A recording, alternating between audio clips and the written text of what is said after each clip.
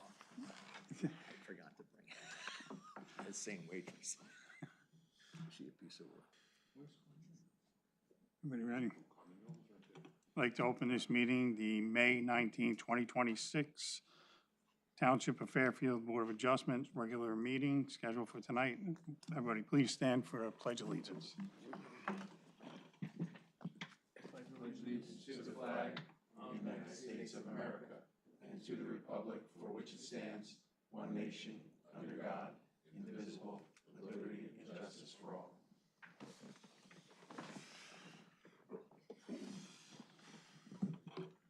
Steve, roll call.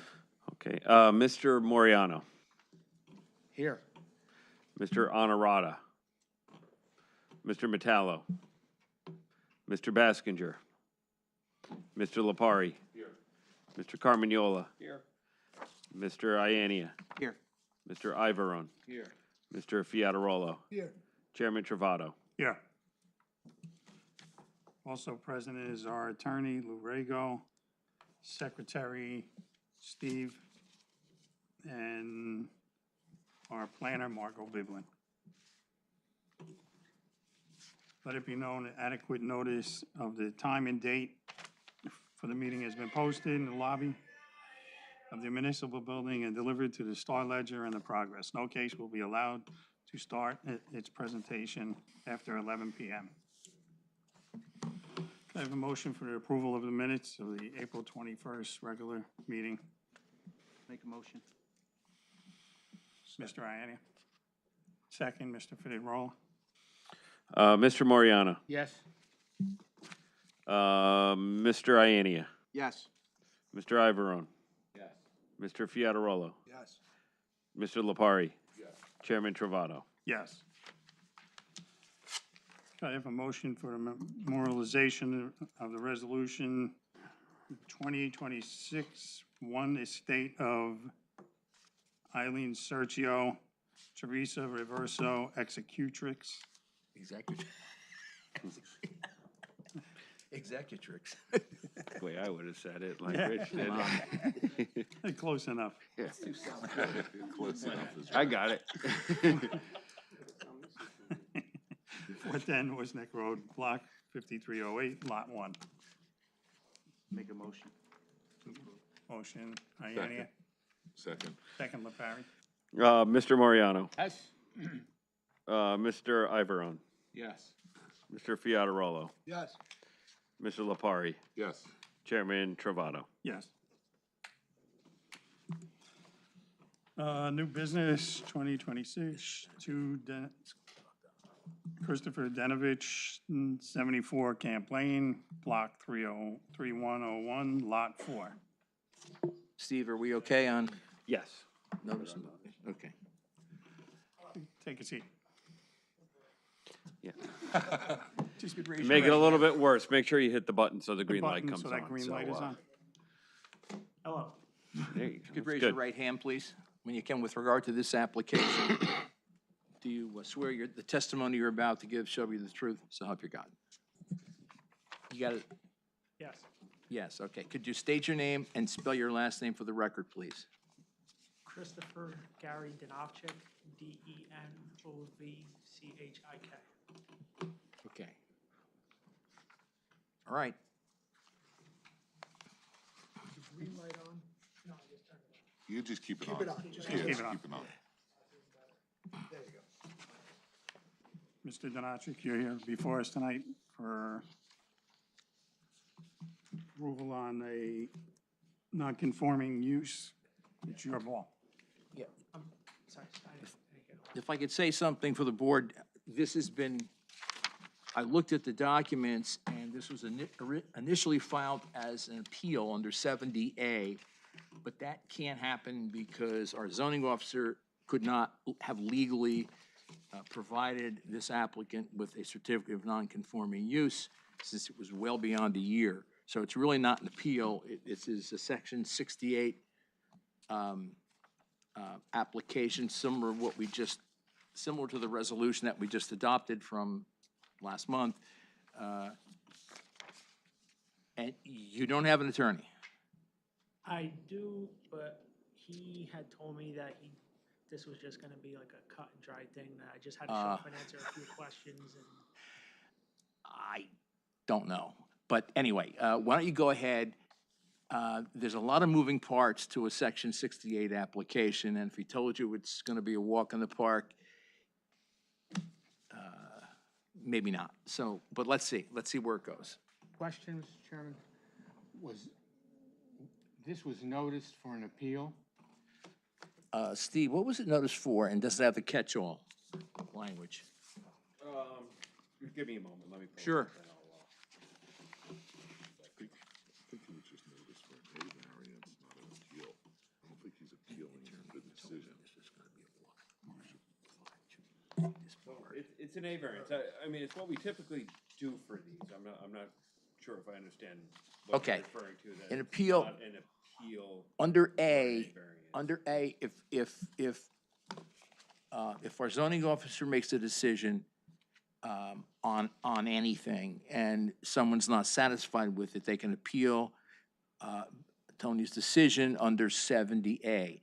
With regard to a non-conforming use, though, after 1 year, which happened a long time ago, Tony had no authority to issue anything. So it's really not, we're not appealing his decision because his decision, it was out of his hands to begin with. Usually, and I think we do too, we have a box to check for Section 68 appeals, meaning non-conforming uses. Either way, they're questioning either Tony or they're coming in front of us for a Section 68 appeal. Again, similar to last month where they're saying that that the applicant who has property in a zone that doesn't permit it should be continued to proceed. That's what I'm thinking. That's where you are, I think, that you have property in a zone where, okay. Yeah, they have Section 68 also. They have both of them? They have 70A and 68, yeah. So they're, and I know your attorney, they usually do a good job on notice. So, yeah, so he's covered on notice. Thank you. You could pass that down to Steve. Mr. Chairman? Yes, Mr. Parry. I have a question for Lou. I didn't think this was an appeal. If they've checked the appeal box, I have to recuse myself. I thought they were not appealing, that they were just understanding that it needed a certificate. Right. To which I thought I could hear the case. But are you saying that they've checked the appeal box on the paperwork? Well, a lot of Yes. towns don't have anything for Section 68, but they applied, and their notice was for either 70A and 68. I think you're okay because legally you could not have done anything under 70A. I mean, with regard to an appeal for what he wants, which is a continuation of a non-permitted use, he would have had to file that with you within a year after the zone change. I think the zone changed in allegedly, what, 1969? I was 6. So I don't think you're conflicted out because you had nothing to do with it. You couldn't have done anything if you wanted to. Yeah. That's what I mean, I know you said deny, you had to legally, Right, so, okay. okay. On page 3, under A, 3A. keep going. Oh, okay.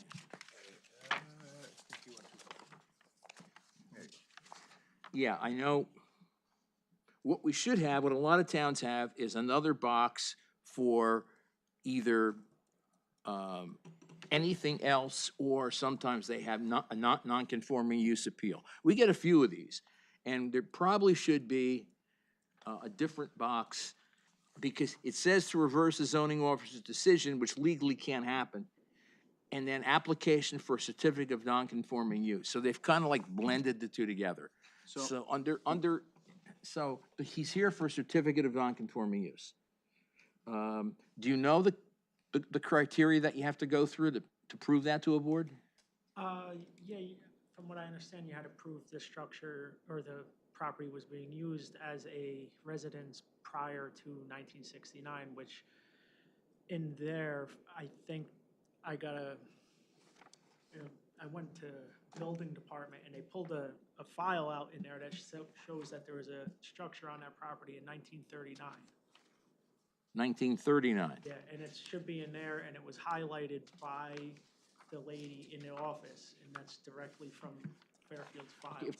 If the board doesn't mind, if I could just ask a couple questions ahead of time, maybe we can short circuit some of this. If not, then I'll be quiet, but,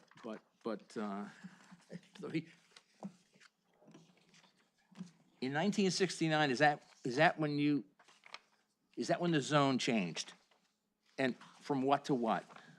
I don't know what it was previously, but I know I was told that it was changed to the agricultural zone. Okay. And now there's a single-family home in a non-residential zone. Was it a single-family home in 1969 prior to the zone change? Yes, And how do you know that? because I saw the paper in there. The previous owners before my father had bought the house, I believe in 70-something. And the structure that was there when my father bought it, they said was built in the 30s. Okay, between 1969 and now, what has happened with the house? It burned down in 2000, was rebuilt in 2001. Okay. See, this is why I think you need an attorney, because under the law, if assuming that property was a non-conforming use, and you have to go, what, was it legal before the zone change, and those kinds of issues. Once a non-conforming use is destroyed or burns down, that you lose the protection. So you don't have any more right to claim a non-conforming use. But then you have to find out how much of it burned. Was it totally burned? If it was demolished and rebuilt, under the law, and Tony, I'll if you want to chime in, once a house like that burns, once a non-conforming use is destroyed, any protection's gone. So I think my view is, you can either go through this and the board can ask you questions. I would not advise the board to deny anything at this point. I think you need the services of an attorney. And he should not have told you this was going to be easy, because it's not. There's a lot of years between 1960, you would have to show us between 1969 and now, how that, was it ever abandoned? The fact that it burned is kind of bad for you. Was it ever used for something else? Was it ever abandoned? Was it ever this, that? There's a lot of legal terminology that I don't, in all fairness to you, you would have no expectation to know. The house was occupied when it was purchased by the owners who bought it in the 70s.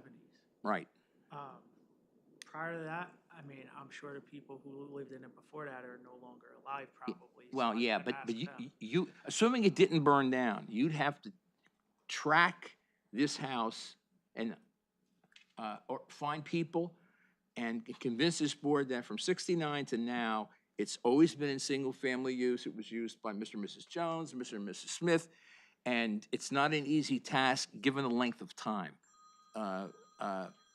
We're talking about 31, but we're talking 50, 60 years. You'd have to track it, but the fact that it burned down is very, very problematic for you, because, Tony, if they came to you and you knew that it burned down during that protection period, I'm assuming you'd have a problem with that. Yes, if a structure burns down more than 50%, then it loses its pre-existing non-conforming use. There's a question as to how much of the house, what year But do he you said it think was the house rebuilt. burnt down? Yeah. 2000.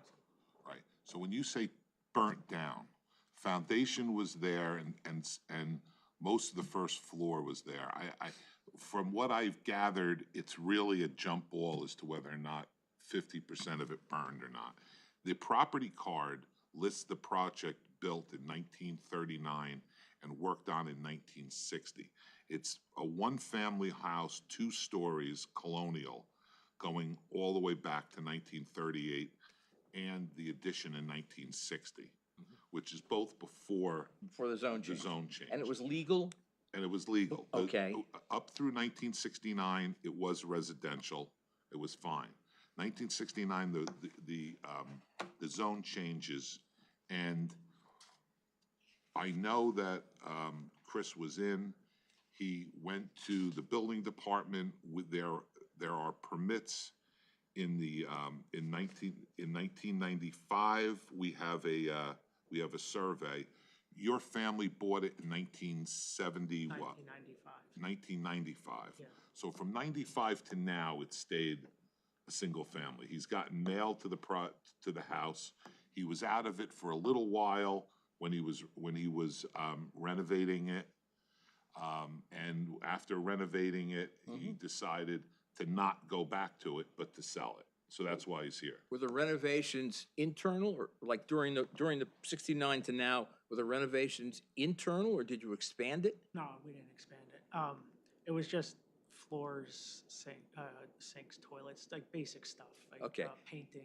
And when the patchwork. house was burned, to your knowledge, was it, you said it was rebuilt? Yeah, but I mean, I was only 17 years old Okay. at the time.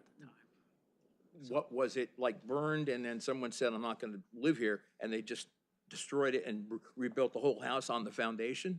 Honestly, I don't remember Okay. because I remember coming home and the house was on fire, and then I didn't go back there for months. Were you My living in the- My father dealt with it Okay, because the house was unoccupiable, so he had to deal with the DEP and the township and all that stuff. okay.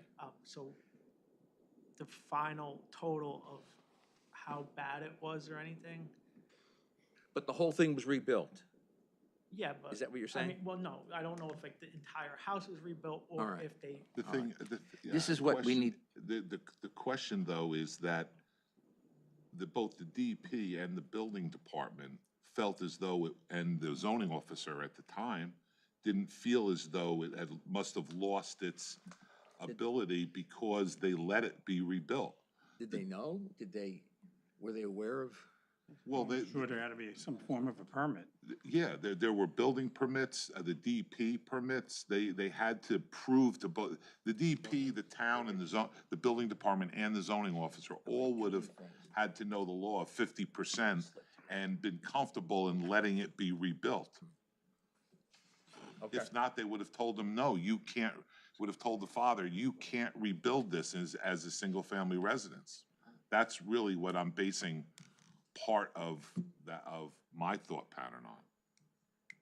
But it's up for each of you to come up with what you think. What year was this with the fire? 2000.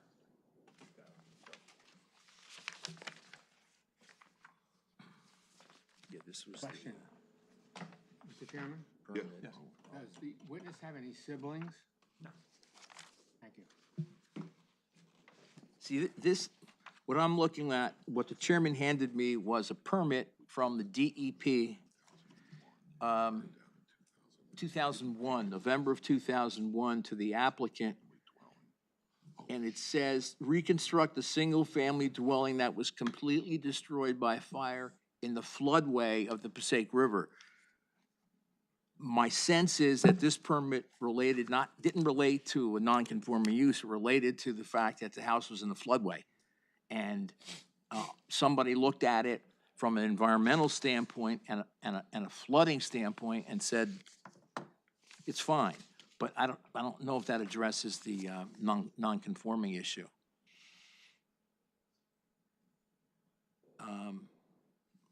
Mr. Rego, did you say that said it was completely? That permit says completely destroyed in the floodway. And given the fact that was a DEP, I think they were concerned less with how, the extent of the damage to the house, but more that it was in the floodway. And that's what that was for. It's up to, look, it's up to the board. We've had these types of applications many times. Sometimes they get into the nitty-gritty. If you want this applicant to go back with an attorney just to put stuff on the record, because we have, my notes are, I have nothing, then that's your prerogative. but we don't know a whole lot about between 69 and now, other than the house was destroyed, from what I'm reading. Is it your recommendation that we, I don't think it would be fair to the applicant to deny this. If eventually this application is denied, the board is open to you to come back in for variance relief. So it's not the end of the world. It's just a pre-existing non-conforming use. It can be tricky, especially if there's a fire. Because as was pointed out, those protections go away depending on the extent of the fire. If the board carries this, if they look, you know, we're not gonna hurt you, we're not gonna deny it, but we're gonna give you an opportunity maybe to talk to your attorney, and tell him that the board did not think that this was a couple of basic questions and that's it. Would the board want a little more information about this fire and maybe some people who are in the know, other than yourself, people that are in that area that would know a little bit more information than you in terms of the house and maybe some photos? There's nobody on that street anymore who was there at that time. It's all new residents, and the rest of the houses are gone. Do you have any photos of the house in 69 and now? No? No, because we didn't buy it till 95. Lou, can I ask you a It's a question? thin case. Yeah. The house was destroyed in a fire, whether it was completely gone, whatever. Permit had to be issued somewhere to rebuild this house. They're not gonna rebuild it and nobody inspected. do we have a I town? don't, do we have a building permit? I mean, we saw the permit from the DEP, which I think in my gut related to the stream, to the Passaic River, you know, the riverbed, and less than, because they don't get involved with non-conforming uses. They just say, if you can put this up in the riverbed, you got a permit, which they did, obviously, but I don't know if there was a, He went to the building department, and he doesn't have a building permit here. do you have a building? I know my attorney had put an Oprah request in with the township Okay, for any permits and anything. They were only told that the old file paperwork was either has been misplaced Oh. or somehow was lost by the township. it's not uncommon in a lot of municipalities, it just happens. No, I'm Yeah. just saying that's what he was Yeah. informed, because, again, when my father passed, his paperwork, as you can imagine, was like this. I had, you know. What's going on in the house now? I'm assuming you're living there? The house is sold. It's sold. It is sold. It is, everything is. Have you closed yet? Huh? Have you? No, I can't close until this So gets the passed. buyer's waiting for you to produce paperwork that this is legal, a legal Yes. dwelling and, As soon as this gets done, the next day would Risky. be to close it. yeah. Right, so if there's no permit and we can't find it, There's no there's a basis. house there. Yeah, I mean, I was in the area. There's houses all around them and there's a house there. There's no way you're gonna build something like that and just, oh yeah, it just got put up overnight. So, I mean, I could see, you know, I know we had floods here. We lost paperwork like that, We lost paperwork in a flood. you know. Some of our paperwork is He's not gonna be able to pull left anything out of a wanting. hat anywhere. The bottom line, and I agree, is that there had to have been a building permit issued. There had to have been inspections. The town allowed that to be rebuilt. The DEP allowed that to be rebuilt. You know, what's the alternative? The alternative is, if we feel as though he hasn't proven that it's remained a single-family house, then he doesn't get it. He doesn't close. The house falls into disrepair. It's gonna be an agricultural zone that I don't know what you could do with the property. Nobody's So- gonna use it for agriculture. So maybe Chris just walks away from it, doesn't pay the taxes, lets it sit there. Eventually, the town takes it over, and we're stuck with a big old ugly structure that's another 10 or 15 years old by the time we take it over. And then the taxpayers don't get the tax money that you would get from a single-family home being, and he's got people that wanna go in there and work on the house and even make it better. So, I Just really do don't me- think we're do me doing a favor. anything. Chris, can you do me a favor? Can you outline again for the best of your knowledge? Yeah. From See if we can wrap it up tonight. 1939 on, to the best of your knowledge, the history of what transpired with this house. 1939 is a couple of years before my time, but I'll do my best. So somewhere you saw paperwork that said, Yes, I went to the building department. They handed me a piece of paper that says there was a house built on this property in 1939. I think it's 1939 or 1938, As a single family. as a single Single family home. family. single family. There was construction done on the house in, I believe it says 1970. It's after the zone Let me change. ask you one question. Yes, Do you have any knowledge in between that time that there was a resident, or somebody resided in that house? I do not. I do know that like I said, the owners who owned it before my father bought it in the 70s. I don't know if it was 1970 they bought it, and that's when the construction took place, that is noted. But they lived in the house until my father bought it. So that, I could tell you And that for sure. when did he buy it? 1995. 1995. the father bought it, when did the other people buy it? 1970. I'm gonna say 1970 to the best of my knowledge, because it would make sense. That's when it says 1970 on the paper that the work was done to the house. Right. But it was the original structure when my father bought it still. Still a single family. Yes, still the original house that was built in 1939. Okay, and from 95 to when did your family, you and your parents live there? Me and my father lived there till current. Well, my father passed away in 2020, so then I inherited it. Okay, It took with COVID and everything, it took a few years to come. Wait, let's take a step back. In 2001, It it burned turned down. 2000. 2000, It was the end of 2000. the house burnt down. Yeah, well, yes, burned. yeah, it said destroyed in It was, in some I think measure. I believe it was December. We were out getting a Christmas tree. So then after that, Um, do you know if anybody resided in that house after that point?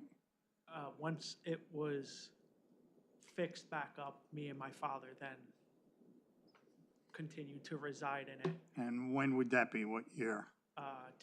Believe 2001.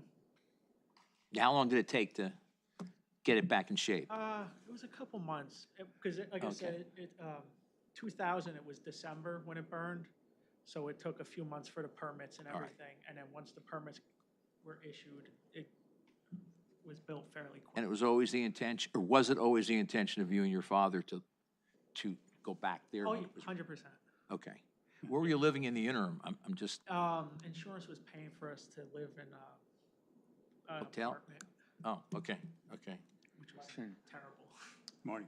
Would you know the name of the insurance company? I do not. I'm sorry. Because there should be an insurance file on this. We determine the name of the insurance company, we would be able to determine the extent of the damage. I was 17 at the time. I'm sorry, I didn't pay attention to that. the thing is, if it was regardless of how much it was damaged, and Marty would know these buzzwords, if permits were issued, here, building permits, and maybe they were not issued, with the sensitivity to to what we're dealing with now, you have the, question of, estoppel against the municipality, here it is, 2026. They issued these permits in 2000. When does it reach a point where fairness comes into play and the town is really prevented from going back and saying, we shouldn't have issued that permit? If we get into that, which I think some of you are getting at, like Tony said, somebody issued permits to do something, to rebuild this. We can't find them, but, and there were, from the time you moved back into the house to now, has there been anything from the township going back over the years in terms of, you know, what are you doing here? You need to do something else, you need to come back and get approvals or anything like that? As far as like far as you construction know. or anything? No. No, 2001 was the only time there was ever a construction error. Yeah. It would be nice if we saw a permit, yes. because we could, but if they don't exist, then we have to rely on the fact that yeah. many years have passed. First off, going through the timeline, it's kind of established that this has always been a single-family home, and it's always been resided in. Unfortunately, there was a fire. As far as the taxes were always paid, Steve, and things were up to date. Well, they're current now. They're current now. So based on the fact that you outlining the timeline for us to the best of your knowledge, we've established that the house was a single-family resident, and it was occupied throughout this duration. So with that moving forward, Lou, without the questions of the permits or anything, are we safe to move forward? I think, yeah, given the scenario, it's not like it changed hands 20 times. It seems to me equity would come into play here with regard to that permit. I think you're safe in concluding that it has a history of single-family use, of ownership by the applicant and his father for a long period of time. Yes, there was a fire. Yes, under the law, if it was destroyed, you lose that protection, but it was rebuilt. We assume there was a permit. And if we don't have it, and nothing came back from Oprah, you know, in terms of, No, he was just informed that the town could not locate any of okay. the paperwork. We could assume that there was a permit, that it was built, that it was inspected. And given the passage of time, I think it would be unfair legally to come back to the applicant and say, you know, we screwed up 25 years ago, you gotta get out. I think we're okay. It's thin, but it has the essentials here for continuation. There's no neighborhood issues, no neighborhood, 1 second. no, Let me just ask one more thing, just for the record, that you have a detached garage in front, Yes. correct? Yes. And how was that used? Was that used for residential use for you and your father, right? There wasn't Yeah, business no, he going out of always that? kept his car in there. And the whole time you owned it, like when the house caught fire, did the garage burn? Or No, that's actually their original structure from the original house. you continue to use it for your father's stuff, right? Yeah, no, it was never used It's for not anything a- other than the garage. it's not rented out to a, So just so you know, there Yeah. was a detached garage yeah. No, it was never used for anything other than on a what happened now. garage. It's thin, but I don't have a problem with it. Mr. Ianni? It seems to be, you know, an equity kind of situation. Mr. Chair? Yes. Can I ask Mr. Reagan a question Sure. regarding that? We know what the downfall is for the applicant, right? We know what the negative ramifications are with not moving forward tonight. What is our exposure? What's the worst case scenario? If we hear the application and we vote on it, and let's just say we were to approve, what's the negative impact on the town should something happen? And if the new owner goes to do something, am I correct in saying if the new owner were go to attempt to do something to the house, they'd have to meet? They'd have to come, Right. first of all, the option tonight is if we say no, my guess is the real estate deal is done. And to continue to occupy the house, they'd have to Right. come back in for a use variance. Projecting ahead, I think they'd have a pretty good I think anyone would have a pretty good case for granting that, given the fact that Right. it's been that way for a long, long time. I mean, I haven't heard any negative impacts. it's in a residential neighborhood. There's other homes in that area. Yeah. Similar to this, you know, we should be giving medals to people that want to come in and buy homes Yeah. in particular areas. Homes that, in my opinion, may need work, right? They're vested in the community. I just see it as wherever the mismanagement was, wherever we went wrong collectively. Yeah. as the owner and maybe as the township. That's, I think he's got somewhat of a hardship. yeah, yeah, And I personally would be okay with hearing the applicant, and I think he's trying to do his best to describe the situation to the chairman and the rest of the board. That's just my opinion. Mr. LaParry kind of detailed, did a good job of detailing, you know, the situation and what could happen, which is a lot worse than what we're looking at right now. Mr. Chairman? I think, Marty, let me just mention, I think Mr. Ayani hit a point. I think you and your attorney, if you haven't already, need to advise the purchaser and his attorney that this is a pre-existing non-conforming use, but better probably handled by your attorney. And if the board confirms that and issues a certificate, meaning the resolution, whoever's buying your place needs to know that if they want to do anything of significance, that they're gonna need variance relief. They're gonna need to come in. I'm not talking about painting the place or hammering a couple nails here and there, but if they wanna make it larger, put a pool in, do whatever, they're gonna have to come back to Mr. LaParry, the zoning officer, and it's probably gonna entail a variance of some kind, so. So I didn't mean to laugh. I was gonna tell him, I got a pool in the backyard that flows Oh, from west to east. yeah, really? I bet it's natural flow. That's a God-given swimming pool, okay? Okay, to sort of wrap our heads around this. Yes. As far as proceeding with. I think you'd be okay, as Lenny laid out, as Tony laid out. I don't think there's any exposure. I think the applicant has made a basic but credible case for what we're doing here. Mr. Chairman? Yes, Marty? I'm satisfied with the proofs for the continuity of use, but the thing that troubles me, Mr. Rego, is the fire. Yeah, And that's the only thing that troubles me on this. If it was a total loss, then They lose it. continuity of use is meaningless. And that's If- what I'm struggling with. well, issue one, was it total, was it partial? If you look at the DEP permit, they say total, but I don't know if that was their main focus. I think their main focus is more on environmental. And then you get into the issue of the permit, who issued it, when it was issued. I don't think they could have just built the thing with no one knowing. It's not or an they- overnight project. I mean, No, I mean, someone had to know. They weren't stopped, from what I'm hearing.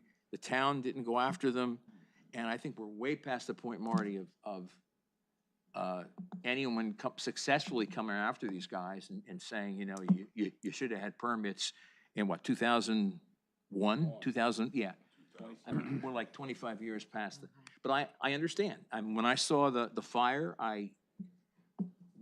you basically lose that protection, but it was restored in some way. And now we're dealing with what we have, you know, so. My question, maybe a question for the applicant. I don't remember what you said, or if you said it, but how old were you when the fire occurred? 17? I was only a senior in high school. Okay. And when you went back to the house, what was had the kitchen been repaired? Was it a new kitchen? Were there new bathrooms? What was the house like? You have to have Well, I mean, some to me, recollection. It seemed like a brand new house because What had been repaired and what as was far the as extent of the what repairs? the extent of the construction we was do? or anything, my father handled all that. I know, but what are your memories of Illegally. what the house was like when you got back? What had been repaired? Do you remember? I don't remember. I mean, the layout of the first floor is basically exactly the same as far as kitchen, living room, dining room. When you moved, what did you say about the first floor? I said the layout of the house is basically the same as it was prior to the fire. Like as far as what rooms are where, but as far as what they had to do to fix the house after the fire, I couldn't tell you.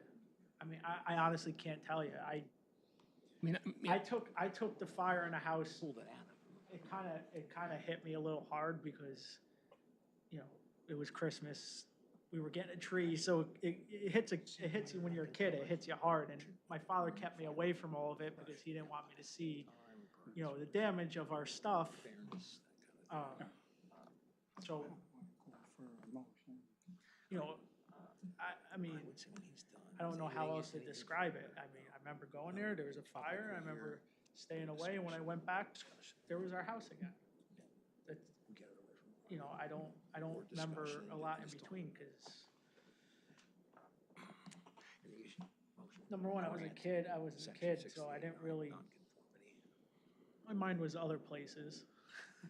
I'm not gonna lie, you know, but, for the most part, my father handled everything, and I don't know. Okay. I don't know what other kind of answer you're trying to want me to say, so I don't want to speak out of place or anything. Marty, are you okay with that? yeah, but all I could say is the buyer moves at his or her peril, because this could be appealed from today. How many days they have to appeal? It's 90 days? If someone wants to appeal this. It's if we produce a decision tonight, next month I do a resolution that gets published by Jen or Steve, and then there's 45 days from that publication for someone to appeal. Do I see it happening? No, probably not, but the applicant and the seller, Hopefully they have a sharp attorney, the buyer. Do you know the buyer's attorney? I do know. I could probably look Yeah, at I my know. emails if you wanted, know. and I Yeah. could produce it. As far, We're ready to. Miss, Let the attorneys handle that Yeah. part, you know what I mean? Yeah. Yeah, that's, right. Okay. Mr. Denovacek. if Mr. Rego feels that there's a sufficient record to support I do. an approval. I do. I'm fine with it. Yes. And there's no members of the public here, so I think the board can discuss it. All that we've heard tonight, do you have anything else closing that you would like to say? No, just thank you for That, listening. I mean, I'm glad I got a few laughs out of you. I'm glad we were able to do that for you. Well, that being said, anybody from the audience wish to be heard on this matter? No. So I would like to open it up to the board for discussion. Yeah. I just feel as though there is proof that this residence has always been a residence. You know, everything that we've seen and heard, it goes back in time to it. The fire is the only question. This town made a representation to this family 25 years ago when they allowed it to be rebuilt. All right, Glenn Plumstead, my predecessor, was just starting out, maybe in his first year when that happened. Phil Sheff, I don't even think goes back 26 years. It's going to be almost impossible to find anybody. Yet his father, whatever the amount of rebuild was, he built and he stayed in Fairfield and he lived by that river with all those floods with his family. He stuck it out in Fairfield and thought he was willing his son a single-family residence that could maybe reap a few dollars down the road. And I just mean a few dollars. We all know the value of homes in which areas. And this applicant has put his life together thinking along the terms of what this town represented to them 25 years ago. So the question as to why it was rebuilt, to what level, we don't know for sure. So we're quasi-judicial, it's thin, and Mr. Rego was absolutely right, Mr. Moriano's right, it's thin, but I think it's there, and I would vote yes for it tonight, for the To certificate. grant the section 68 Yes. relief, non-conforming use. Anybody else have anything? Mr. LaParry, may I respectfully say, with great sentiment, Don't we wish Ernie Potier was here? I say that with respect, with great sentiment, because he was special. Yeah, He would know, he put his hand right on the issue and solved it for us. God yes, rest he his would soul. have. Yeah. He absolutely would have. And I always appreciate when his name gets brought up on this board at any time. It's a great thing. Family's hearing, please note the respect we still have for him, Yeah. even though he's been gone for many years. Yeah. Okay. Well, could I have a motion on the floor to grant, Grant the section 68 relief, confirming a non-conforming use. That would be the motion. I'll make a motion to approve. Application 2026-2, Christopher Denovich, 74 Camp Lane, Block 3101, Lot 4, an A variance with all of the conditions that we have spoken and our attorney has noted for resolution. thank you, Mr. Ianni, and Guy Ivarone, second. Okay, Mr. Mariano, Yes? Mr. Lepari, Yes. Mr. Carmignola, Yes. Mr. Ianni, Yes. Mr. Ivorone, Yes. Mr. Fiatarolo, Yes. Chairman Travato. Yes, Okay. thank you, Mr. Novich, and good luck. Good luck. Thank you very much. You're welcome. Tell your attorney the good news, and that it wasn't a wa-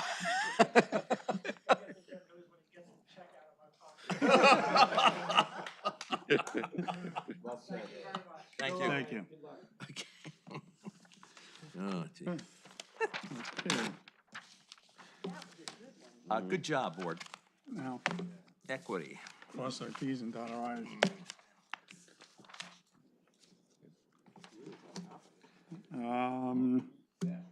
Bills? Okay, Of course. I'm tired.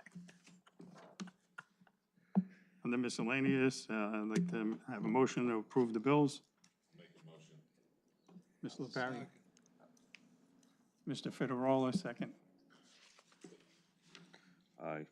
You want roll or voice? Voice, Yeah. all in favor? Aye. Aye. That concludes our meeting. Motion to adjourn. Motion to adjourn. Lenny Ianni. All in favor? Aye. Aye. All right. Help the knees, guys.